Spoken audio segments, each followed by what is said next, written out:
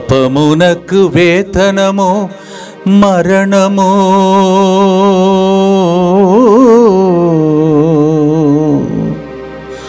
ఆ పాపము మోసి యేసు పరిహార బలియాయెను.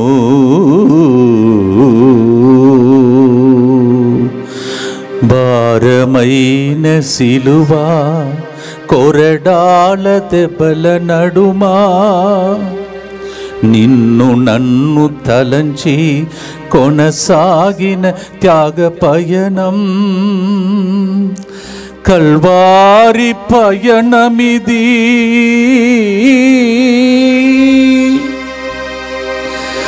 నన్ను నిన్ను బంధకాల నుండి విడిపించే పయనమిది. త్యాగమూర్తి యేసుక్రీస్తు కల్వారి పయనమిది.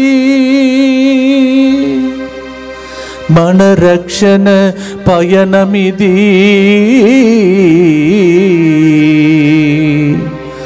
స్వస్థపరచే ధ్యానమిది.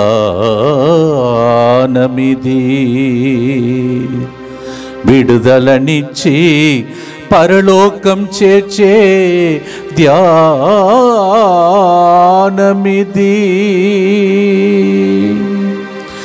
పరిహారం బలిదానం,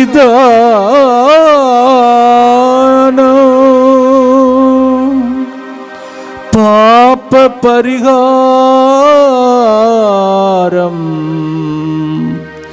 యేసు ప్రభు బలిదానం.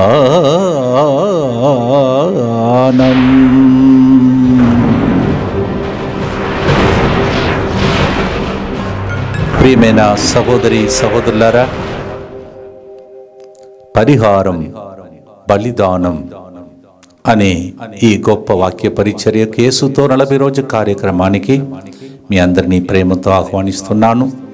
మీకోసం ప్రతిరోజు దైవజనులు ఇక్కడికి వచ్చి ఎంతోమంది త్యాగం చేసి ప్రయాణం చేసి మీ జీవిత పయనంలో మీకు తోడుగా ఉండాలని, అద్భుతాలు జరగాలని, కన్నీరంతా తుడవబడాలని, మీరు కోరుకున్న దానికన్నా ఊహించిన దానికన్నా ఎక్కువగా దీవించాలని ముందుకు వచ్చి ఈరోజు మన మధ్యలో ధ్యానాంశం నేర్పించబోతూ ఉన్నారు. ప్రతిరోజు దేవుని యొక్క వాక్యాన్ని విని యేసుతో 40 రోజు కార్యక్రమం ద్వారా మీ జీవిత పయనంలో దేవుడు మీకు తోడుగా ఉండనుగాక. ప్రభు నామం ఈ ప్రోగ్రాం ద్వారా స్తుతింపబడునుగాక. ఆయన రాజ్యం వచ్చునుగాక. ఇప్పుడు దేవుని యొక్క వాక్యం కోసం మన హృదయాన్ని ఈ సమయంలో సిద్ధపరచుకుందాం. Praise the lord, praise the lord. యేసుతో 40 రోజులు పరిహారము బలిదానము అనే కార్యక్రమానికి మేమందరినీ ఆహ్వానిస్తున్నాం. ప్రార్థన చేసుకుందామా? ఈరోజు వాక్యం వినబోచున్న వారు ప్రతి ఒక్కరితో మాట్లాడమని ప్రార్థిస్తున్నాం. యేసయ్య, మేము నమ్మి ఉన్నామయ్యా, మేము విశ్వసించున్నాం. మీ నామములో ప్రతి ఒక్కరి జీవితంలో అద్భుత క్రియలు ఆశ్చర్యక్రియలు జరిపించమని ప్రార్థిస్తున్నాం. యేసయ్య, మేము నమ్మి ఉన్నామయ్యా, విశ్వసిస్తున్నామయ్యా. ఎంతో నమ్మకంతో మీ వైపే చూసి మేము మొరపెడుతున్నప్పుడు మా మనను ఆలకించి మాకు జవాబుదారి ఇచ్చేయమని ప్రార్థిస్తున్నాం. యేసయ్య, మీరు పలికినారు ప్రభా, మీరు పిలిస్తే చాలు మమ్మల్ని అందరినీ బయటపడే మార్గాన్ని చూపిస్తారని. ఈరోజు నా జీవితంలో వాక్యం వినబోచున్న వారి జీవితంలో కూడా యేసు గొప్ప కార్యము చేస్తాడు. యేసు నామమున ప్రార్థిస్తున్నాం తండ్రి, ఆమేన్. వాక్యంలోనికి వెళ్దామా? మొదటిగా విలాప గీత గ్రంథాలు 3వ అధ్యాయము 22వ వచనం చదువుదాం. విలాప గీతాలు 3వ అధ్యాయము 22వ వచనం. ప్రభు ప్రేమ గతింపలేదు, ప్రభు ప్రేమ గతించలేదు, అతని కరుణ అతని సమసిపోలేదు. కరుణ సమసిపోలేదు. ప్రతి ఉదయము అతడు ఆ భాగ్యములు క్రొత్తగా ఆ దయచేయును. భాగ్యములను క్రొత్తగా దయచేయును. ఆమేన్. ఆమేన్. ఈరోజు యేసు ప్రభుని ఎందుకు నమ్మాలో కొన్ని 3 విషయాల గురించి ధ్యానిస్తాం. చూడండి, అతని ప్రేమ సమసిపోదు. ఎప్పుడైతే మనం ఉదయకాలంలో అతని కోసం వెతుకుతున్నామో అతడు మన కోసం వెతికే దేవుడుగా ఉంటాడు. అతని ప్రేమ సమసిపోదని గుర్తించుకోండి. అతనికి వెతికిన వారికి ప్రభు నేను చెరలోనే ఉంటాను అంటున్నాడు. చూడండి, మొదటిగా మన ప్రభు మొదటి విషయం ఏమని ధ్యానిస్తున్నామంటే, నీ పేరు నా పేరు ప్రభువునకు తెలుసు. చూద్దామా? పరిశుద్ధ గ్రంథంలో యెషయా రాసిన అధ్యాయంలో 43వ అధ్యాయము 1-2 వచనాలు చూద్దామా? అక్కడ ఏం రాసిందో చూస్తాం. కానీ యాకోబు ఇప్పుడు నిన్ను చేసిన దేవుడు ఇట్లా అనుచున్నాడు, నీకు రూపమిచ్చిన దేవుడు ఇట్లు పలుకుచున్నాడు. చూడండి, యాకోబుతో మాట్లాడుతున్న దేవుడు మీ పేరు పెట్టుకోండి, మీతో మాట్లాడుతున్నాడు గుర్తించుకోండి. నీకు రూపమిచ్చిన దేవుడు ఇట్లా అనుచున్నాడు, మీరు భయపడకండి, నేను మిమ్మల్ని విమోచించి తిని, నేను నిన్ను పేరు పెట్టి పిలుస్తున్నాను. ఈరోజు వాక్యం వినబోచున్న వారు మీరు ఎక్కడున్నా సరే మీరు గుర్తించుకోండి. వీరు టీవీ స్క్రీన్ దగ్గర కూర్చొని వాక్యం వింటున్న వారి పేరు యేసు ప్రభువుకు తెలుసు అని గుర్తించుకోండి. ఒక్క విషయం మనం గమనించినట్లయితే, మీరు ప్రభువునకు నీ పేరు తెలుసు. యెషయా రాసిన 49వ అధ్యాయం 15-16 వచనంలో, తల్లి తండ్రి మరిచినా సరే నేను మరవను, నీ పేరు పెట్టి పిలుస్తాను, నీ పేరు నాకు తెలుసు, నీ పేరు నేను అరచేతిలో రాసుకున్నాను అంటున్నాడు. చూడండి, అందుకే ప్రభువునకు నీ పేరు తెలుసు. ఒక సమస్య వచ్చినప్పుడు, ఒక ఆపద వచ్చినప్పుడు నేను మర్చిపోడు. చూడు, 1000 కోట్ల నక్షత్రాలు మర్చిపోడు. ప్రతి నక్షత్రాల పేర్లు ప్రభుకు తెలుసు. అందుకే ఈరోజు నిన్ను మర్చిపోడు, నీ పేరు ఆయనకు తెలుసు. చూస్తామా? పరిశుద్ధ గ్రంథంలో హెబ్రీయులకు రాసిన 13వ అధ్యాయం 5వ వచనంలో, నేను మిమ్ములను ఎప్పుడునూ విడనాడను, ఏనాటికి ఎడబాయను. అంటే నేను మర్చిపోడు, నిన్ను విడిచిపెట్టాడు. ఎందుకు తెలుసా? నీ పేరు ప్రభుకు తెలుసని గుర్తించుకోండి. నువ్వు కష్టాల్లో ఉన్నప్పుడు, నువ్వు వేదనలో ఉన్నప్పుడు, నువ్వు బాధలో ఉన్నప్పుడు, దుఃఖంలో ఉన్నప్పుడు నిన్ను విడిచిపెట్టాడు. మన దేవుడు ఖచ్చితంగా నీకు జవాబిస్తాడు. ఏ విధంగా తెలుసా? కీర్తన రాసిన 107వ అధ్యాయం 13వ వచనం చదువుదామా? కీర్తన రాసిన 107వ అధ్యాయం 13వ వచనంలో, అతడు అంతటా ఆ జనులు తమ శ్రమలలో, చూడండి, తమ శ్రమలలో ప్రభువునకు మొరపెట్టినప్పుడు అతడు వారి క్లేశం నుండి, వారి ఆపదల నుండి, వారి ఇబ్బందుల నుండి కాపాడబడ్డారు. చూడు, ప్రభువునకు మొరపెట్టగా, ఈరోజు నేను ప్రభువునకు మొరపెట్టగా నిన్ను మొరను ఆలకిస్తాడు. నీ ప్రభువునకు మొరపెట్టగా నీకు జవాబిస్తాడు. నువ్వు ప్రభువునకు మొరపెట్టగా నీకు ఖచ్చితంగా నీ జీవితంలో గొప్ప కార్యం జరిపిస్తాడు. ఊహించని మహా అద్భుత కార్యమును నీ జీవితంలో జరిపిస్తాడు ప్రభువునకు మొరపెట్టినప్పుడు. ఈ విధంగా కీర్తన రాసిన 40వ అధ్యాయము 1-2 వచనాలు చదువుతామా? అక్కడ ఏం రాస్తుందో చూద్దామా? ఏ విధంగా ప్రభువునకు మొరపెట్టినప్పుడు ఏం జరుగుతుందో. కీర్తన 40వ అధ్యాయము 1-2 వచనాలు చూడండి. నేను ఎంతో ఆశతో ప్రభు కొరకు కనిపెట్టుకొని ఉంటిని. ఎట్టకేలకు అతడు చెవియొగ్గి నా వేడుకోలును ఆలకించును. ఎప్పుడైతే ప్రభు కొరకు గంపరాశతో కనిపెట్టుకొని వేచి ఉండినట్లయితే ఎట్టికేలకు నీ వేడుకోలను ఆలకిస్తాడు. అంటే నీకు జవాబు రాలేదని దిగులుతో కూర్చోవద్దండి, మొరపెడితే ఉండండి. ఈరోజు, రేపు, ఎల్లుండి ఖచ్చితంగా ఒకరు ఎన్నో రోజుల నుంచి మొరపెడుతున్నా కదా, నాకు జవాబు రావడం లేదని దిగులుతో ఉండకు. మీరు ఖచ్చితంగా జవాబిస్తాడు మన దేవుడు. ఎందుకో తెలుసా? రోమిలకు రాసిన 5వ అధ్యాయం 5వ వచనం, నిరీక్షణ నీకు నిరాశ కలిగింపడు. దేవుడు దానంగా ఒసగబడిన తన ఆత్మతో, తన ప్రేమతో నన్ను నింపుతాడు. Praise the lord, praise the lord. అంతేకాదు నాశనకరమైన గోతి నుండి, బురద గుంట నుండి అతను బయటికి లాగెను, నీకు భద్రత కల్పించను. Praise the lord. ప్రభువునకు మొరపెట్టినప్పుడు ప్రభు నీకు భద్రత కల్పిస్తాడు.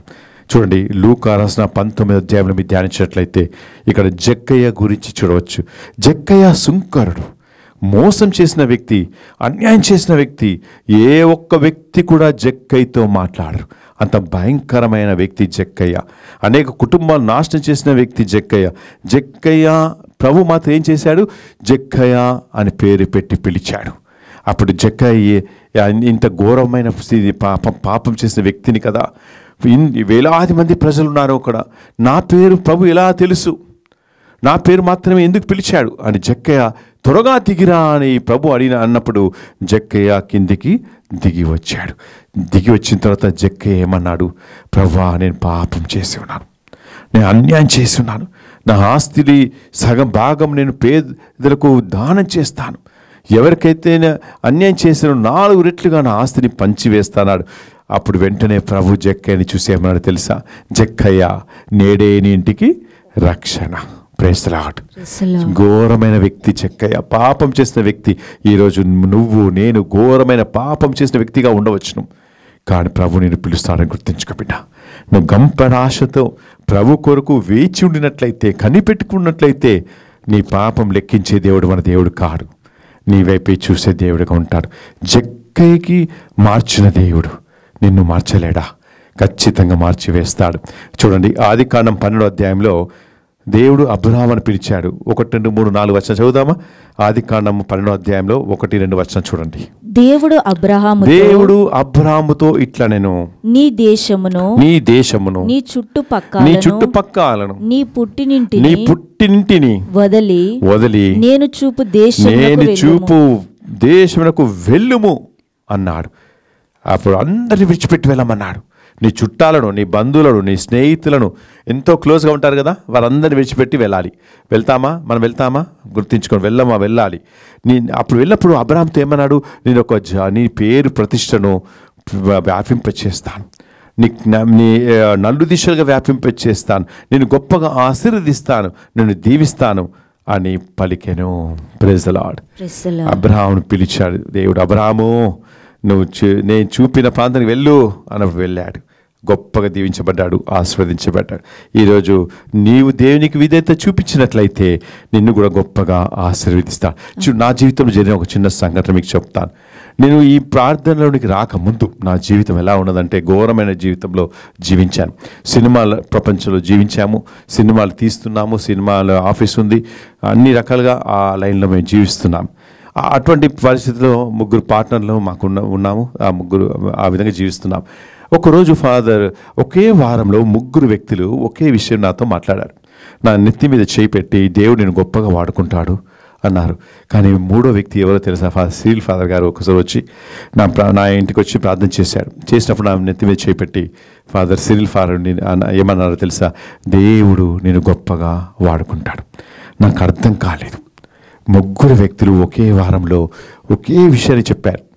కానీ నాకు సిరిల్ ఫాదర్ చెప్పినప్పుడు నాకు అనిపించింది, దేవుడు ఎలా మాట్లాడతాడు, ఎలా నన్ను మార్చివేస్తాడు, నేనేమో పాప జీవితం జీవిస్తున్నాను కదా అని నేను ఆ విధంగా తలంచుకుంటూ ఉండి, ఎలాగైనా సరే దేవుడితో అడుగుదామని రాత్రి 12 గంటల అయిన తర్వాత అందరూ నిద్రపోతున్నప్పుడు రూమ్లోకి వెళ్ళి ప్రభు ఒకే విషయం మాట్లాడుతున్నాడు. ఎందుకంటే నాకు ప్రార్థన తెలియదు, గుడికి వెళ్ళేవాళ్ళం కాదు, ఆదివారం ఎక్కడెక్కడో వెళ్ళేవాళ్ళం. కానీ దేవుడిని ఆ సమయంలో, ప్రభువా నన్ను ఎలాగ నువ్వు వాడుకుంటావు?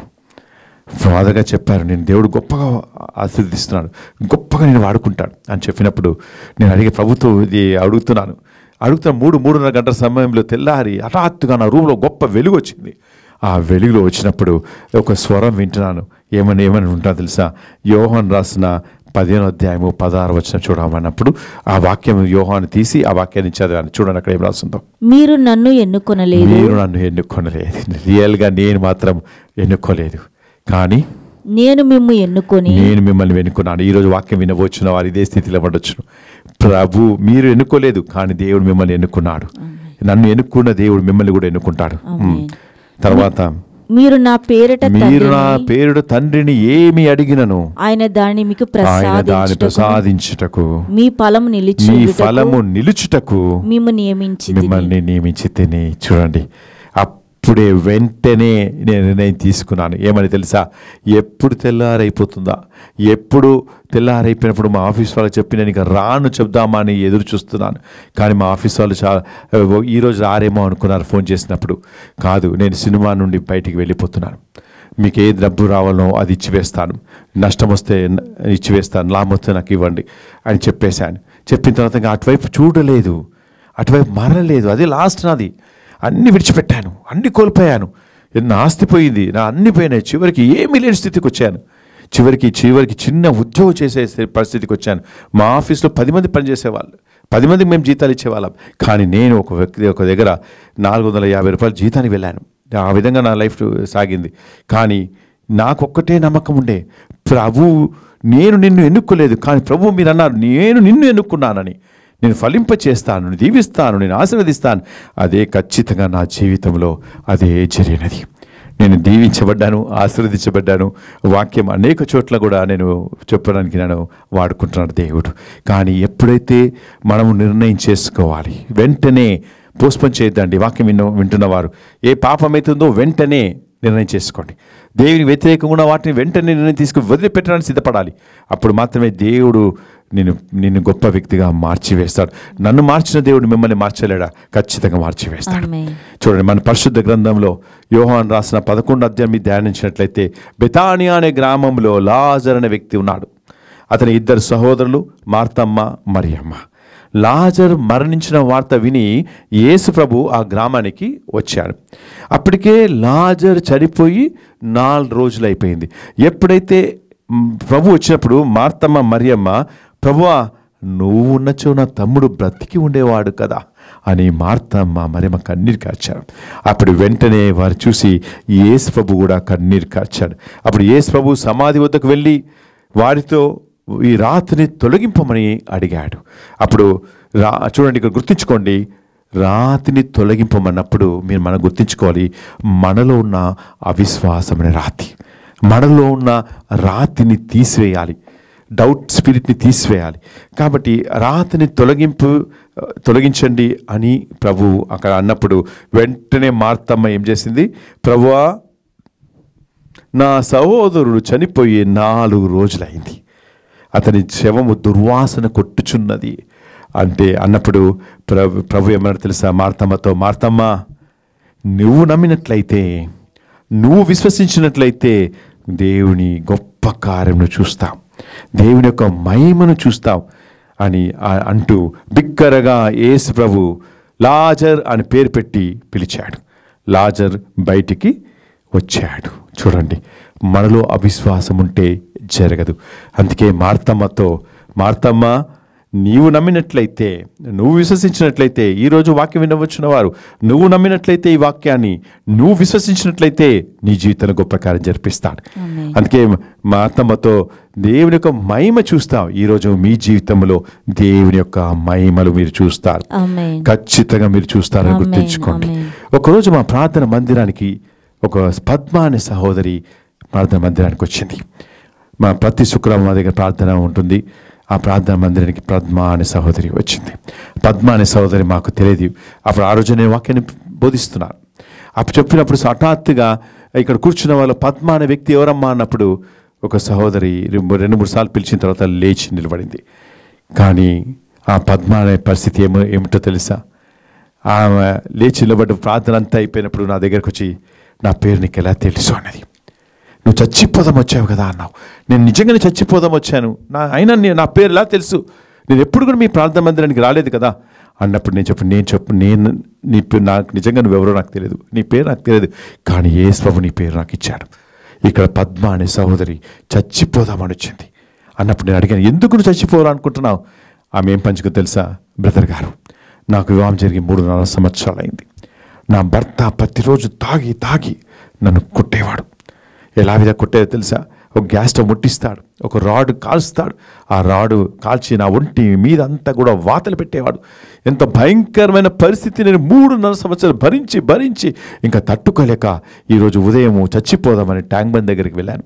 అక్కడ ఒక సహోదరుని చూసి, ఎందుకమ్మా ఇంత పొద్దున వచ్చావన్నప్పుడు, నేను నీళ్ళు దూకి చచ్చిపోతా అన్నప్పుడు ఆ సహోదరి ఏమని తెలుసా, వద్దు, ఇక్కడ పెద్ద మరియమాతమ్మ గుడి ఉన్నది, అక్కడ వెళ్ళు, ఖచ్చితంగా నీకు మరియమాతమ్మ నిన్ను కాపాడుతాడు అని చెప్పినప్పుడు ఆ పాపం అడుక్కునే ఆ వ్యక్తి 30 రూపాయలు ఇచ్చి ఆటోలో ఆ వ్యక్తిని సెయింట్ మేరీ చర్చ్కి పంపించింది. సెయింట్ మేరీ పంపించిన తర్వాత సెయింట్ మేరీ చర్చ్లో తలుపులన్నీ మూసి ఉన్నాయి, లోపల వెళ్ళడం లేదు. అప్పుడు అక్కడ ఊడ్చే ఆమె, ఇక్కడ ఈరోజు ప్రార్థన ఉండదు, నీకు ప్రార్థన ఇక్కడ జరుగుతుంది, నేను తీసుకెళ్తాను, వస్తావా అన్నప్పుడు ఆ విధంగా ఆ పద్మ అనే సహోదరి మా ప్రార్థన మందిరానికి వచ్చిందని గుర్తుంచుకోండి. ప్రార్థన మందిరానికి వచ్చింది, మా పేరు పెట్టి పిలిచాం. కానీ నేను చెప్పాను, చూడండి, యేసు ప్రభు నీ జీవితంలో గొప్ప కార్యం జరిపిస్తాడు. ఇంతకాలం ఏ కన్నీటిని కార్చినావో, ఇంతకాలం ఏ కన్నీటితో కార్చావో, నీ కన్నీటికి జవాబిస్తాడు. నువ్వు వెళ్ళు, నువ్వు చచ్చిపోవద్దు, నువ్వు తిరిగి వెళ్ళు, ఇంటికి వెళ్ళు, ఎక్కడ వెళ్ళొద్దు అని చెప్పి మా ఫోన్ నెంబర్ ఇచ్చి, మా టీం మెంబర్స్ ఫోన్ నెంబర్ ఇచ్చి చెప్పాము, నీకు ఏదైనా ప్రాబ్లం ఉంటే మాకు ఫోన్ చేయమన్నాం. వెళ్ళింది. 3 రోజుల తర్వాత ఫోన్ చేసింది. నాకు ఫోన్ చేసినప్పుడు నేను ఎలా నీ భర్త ఏమన్నా అన్నాడా అన్న, లేదు బ్రదర్, నా భర్తతో ఇంతవరకు మాట్లాడలేదు. నేను కొట్టలేదా అన్న, నన్ను కొట్టలేదు. సరే, ఈరోజు నీ భర్తతో మాట్లాడు అన్నప్పుడు భర్త దగ్గర వెళ్ళి మాట్లాడటం జరిగింది. భర్త ఏమన్నా తెలుసా, నువ్వు శుక్రవారం రోజున ఎక్కడికి వెళ్ళావు? ఆమె జరిగినదంతా చెప్పింది. నేను అక్కడ చచ్చిపోదాం వెళ్ళాను, ఇట్లా ప్రార్థన మందిరానికి వచ్చాను, ప్రార్థన మందిరంలో నా దేవుడు నా పేరు పెట్టి పిలిచాడు అన్నీ చెప్పిన తర్వాత ఆ భర్త ఏమన్నా తెలుసా, వచ్చే శుక్రవారం ప్రార్థన మందిరానికి వెళ్తావా అని అడిగినప్పుడు నేను వెళ్తాను అన్నప్పుడు ఆ సహోదరుడు ఏమన్నా తెలుసా, ఈసారి నీ వెంట నన్ను కూడా తీసుకెళ్ళవా అన్నాడు. ఈ విధంగా ఆ భార్య భర్తలు ఇద్దరు చక్కగా ఉన్నారు. ఇప్పుడు 3 పిల్లలు ఉన్నారు. హాయిగా వారు ప్రతి శుక్రవారము మా ప్రార్థన మందిరానికి వస్తూ ఉన్నారు. Praise the lord. ఆ విధంగా యేసు ప్రభు నీ పేరు నా పేరు తెలుసు. రెండోదిగా చూస్తామా, నీ గురించి శ్రద్ధ వహిస్తాడు. 1 పేతురు 5:7 చదువుదామా. ఆయన మిమ్మల్ని గూర్చి శ్రద్ధ వహించును కనుక మీ విచారములన్నిటినీ ఆయనపై మోపుడు. ప్రభు నీ గురించి శ్రద్ధ వహిస్తాడు.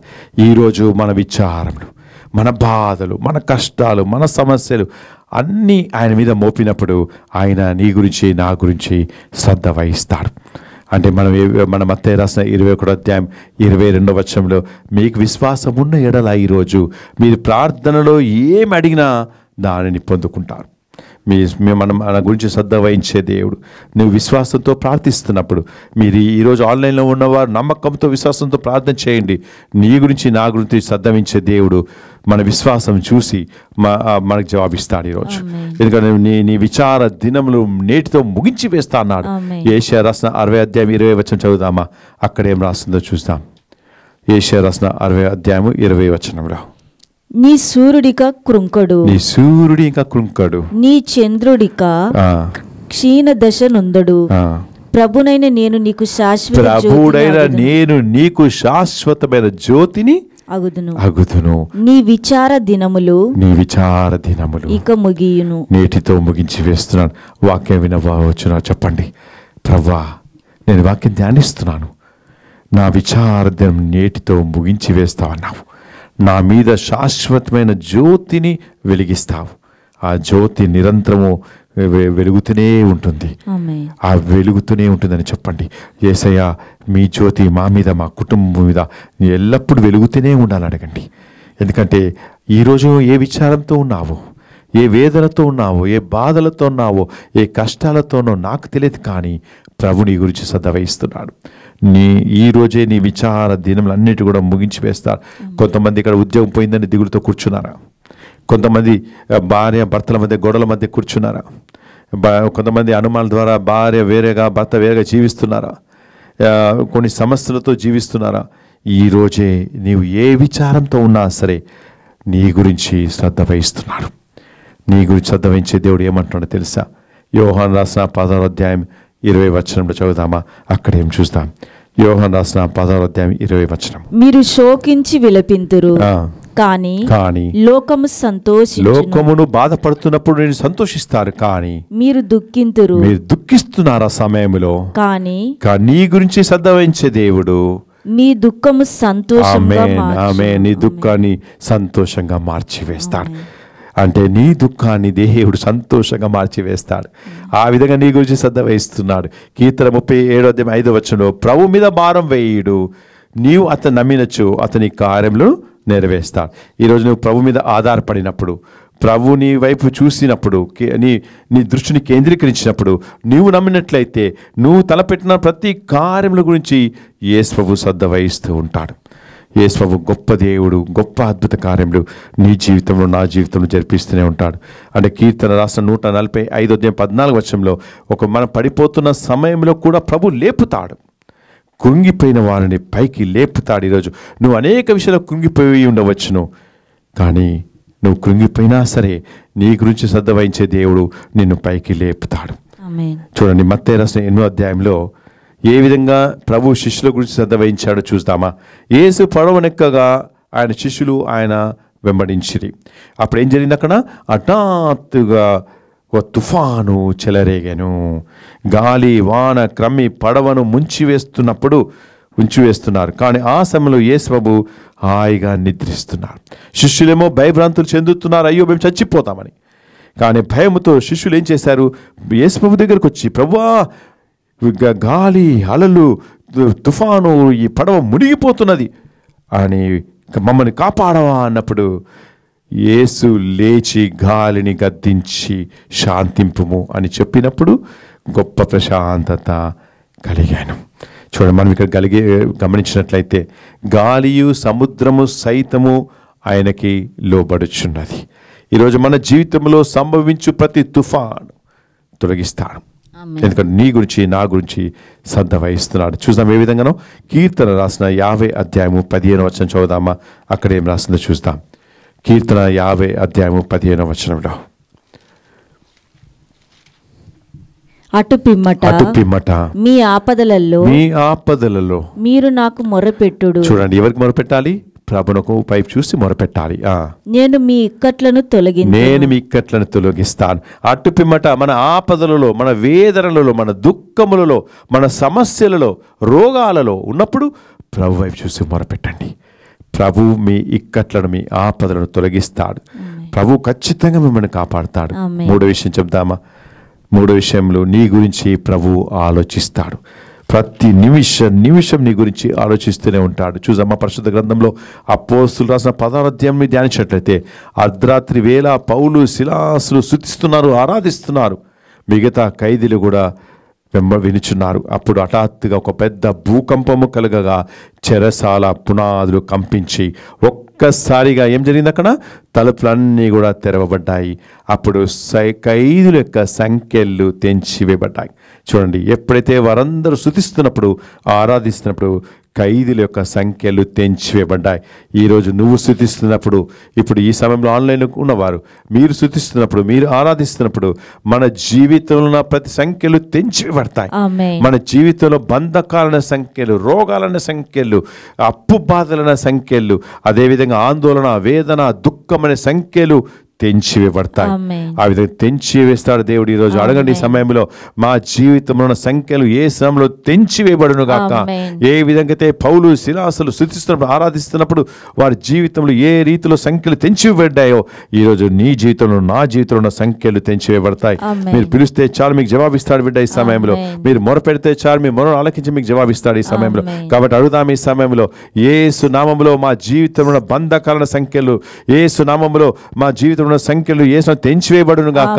ఈ రోగాలనే సంఖ్యలు, అప్పు బాధలైన సంఖ్యలు, కుటుంబంలో శాంతి లేకుండా జీవిస్తున్న అటువంటి కల్పించిన సంఖ్యలు యేసు తెంచివేయబడును గాక అని మీరు అడిగినప్పుడు మీ జీవితంలో గొప్ప కార్యం జరిపిస్తాడు బిడ్డ. ఈ సమయంలో ఈ 3 విషయాలు మనం ధ్యానించాము ఈరోజు.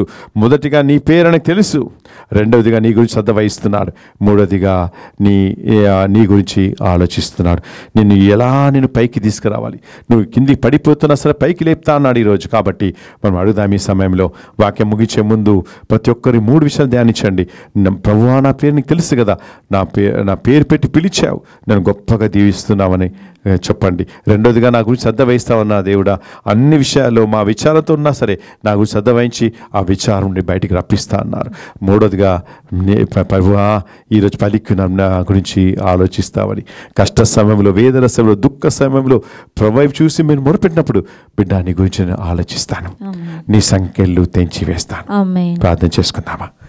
ఈరోజు వాక్యం వినబోచిన వారు విశ్వాసంతో నమ్మకంతో అడగండి, మొరపెట్టండి. ప్రభు అన్నాడు ఈరోజు మీ జీవితం ఉన్న సంఖ్యలు తెంచివేయబడతాయి. ప్రతి బంధకాలనే సంఖ్యలు, రోగాలనే సంఖ్యలు, వేదన, దుఃఖము, బాధలనే సంఖ్యలు తెంచివేయబడతాయి. దుష్ట శక్తి నుండి, అంధకార శక్తి నుండి నిన్ను నన్ను విడిపిస్తాడు. అంతేకాదు ప్రతి సైతాన్ క్రియల నుండి విడిపిస్తాడు. అడుగు ఈ సమయంలో బిడ్డ విశ్వాసంతో. యేసు నీ జీవితంలో అద్భుత క్రియలు, ఆశ్చర్యాలు జరిపించాలని కోరుకుంటున్నాను. నీ విచార దినం నేటితో ముగించి వేస్తున్నాను. నీ దుఃఖము సంతోషంగా మార్చి వేస్తాను. కాబట్టి నమ్మకంతో, విశ్వాసంతో వాక్యం వినబోచున్న వారు ఒక్క విషయం యేసు ప్రభుతో చెప్పండి, ప్రభువా నా విచార దినములు నేటితో ముగించి వేయును గాక. యేసు నామములో ప్రార్థిస్తున్నాం తండ్రి. ఆమేన్. Praise the lord. God bless you.